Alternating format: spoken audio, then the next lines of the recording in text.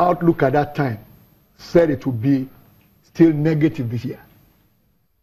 But of course, there was a review of that January this year. So the IMF issued a fresh outlook that now said, yes, this economy will go into recovery this year, aligning with my position then, 2 months earlier. Now, whatever the World Bank, IMF, or any rating agency says is just a professional opinion. That is their own interpretation of what is happening and the data. Okay. But for me, in looking at the macro data, that is one side that paints a picture that the economy is climbing out of recession. But when you bring it down to micro, then you go to talk to manufacturers, go to talk to those in logistics who handle container cargoes. And what we hear is simply this. The number of ships arriving in Nigeria with cargo some 5 months ago was much lower than what we had before. But at the present moment, that number has increased, even though it has not gone to where it used to be historically. But that is a pointer in terms of recovery from the logistics side. Now, you talk to manufacturers, but there's a particular company listed on the stock exchange, which I will mention the name now. The CEO told me that February this year, that the company made the highest sale ever in its history. And this company is not less than 40 years on the stock exchange. So when I heard that, it made me sit back and I said, what happened? He said everything just seemed to come together. Of course, the critical thing we all know is the access to FX for manufacturers. And those who genuinely manufacture, by the way. Well, that is the real issue here. And why is this so? Because we depend a lot on imported inputs. So once you get that FX, the wheel can start turning. So we get the critical issue here is managing the FX. Right. Talking about depending a lot on imported goods, and you did mention that we are mono economy, depending majorly on oil earnings. And I remember that the central bank had once come up with a policy of banning about 41 items, trying to make everybody look back inwards, and there was a lot of noise about it, and they seem to taper a little on that. So how do we get this done? Now, I'm on the side of the central bank on this, because this has been my own position for years again. I don't believe that Nigeria has a business importing what we have capacity to produce locally here. Because the real interpretation is this: anything you import is creating jobs abroad. So if we maintain that lifestyle of consuming imported items and also having them dominate our industrial inputs, that means perennially we'll be creating value here, but transferring it to the rest of the world. So then it means also we cannot resolve the problem of unemployment. So if we truly want to create jobs, then we must begin to look inwards and encourage those manufacturers, like you said, to do backward integration. Now that brings me to the issue of job creation. How would you assess this present administration in that area? Well, we haven't seen the latest numbers with respect to the, unemployment, the labor market, and the rest of it. But what one can infer simply is this, and it's from just casual observations. I put it this way: if the government gives contract to a construction company that returns to the road, that company will employ all manner of individuals to do various types of works, and it also will pay them anyway. Now, when those people also receive their payments, wages and salaries as the case may be, they also will go out and make purchases.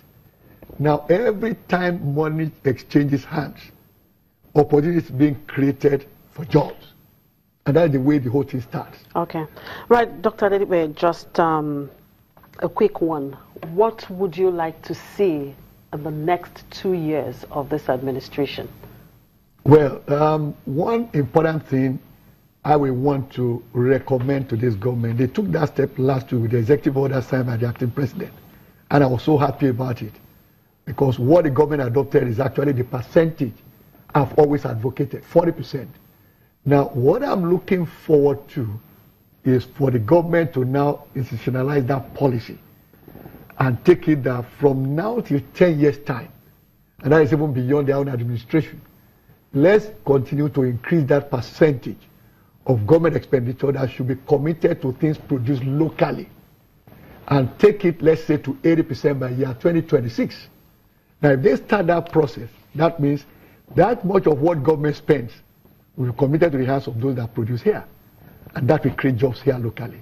So if they do that, what I'm looking at is 2019, measuring performance in terms of jobs already created. But that is the ultimate end of all of these policies. All right. Thank you very much, Dr. Adedipe. Thank you for your time. It's my pleasure. Well, we've been talking to Dr. Biodun Adedipe, an economist and senior partner at B. Adedipe and Associates. We'll take a quick break. When we come back, we'll look at pre-market open for today. Do stay with us.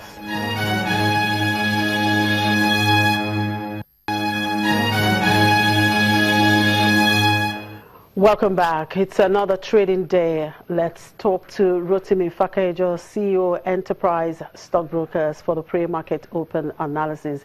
Good morning, Rotimi. Thank you very much for joining us. Good morning. Now, is the rain dampening the spirit of investors this morning? Well, it's not affecting us at all. Brokers are already on their machines, and the trading has commenced. More so for the fact that we've had quite a good number of gainers today and very few losers, and the market is trending at 0.19% positive. So that is a very good one. We are on affected. We chose not to be affected by the rain in spite of the heaviness. So what's driving this optimism and sentiment in the market, irrespective of the heavy downpour? Well, for this morning, the banking sector is actually helping the market up, and it's really started on a very good note. We've seen virtually all the banking sector stocks having gained some good points this early morning, and it's likely that this steady climb, this steady upward movement is most likely to be sustained and is affecting every other sector as well.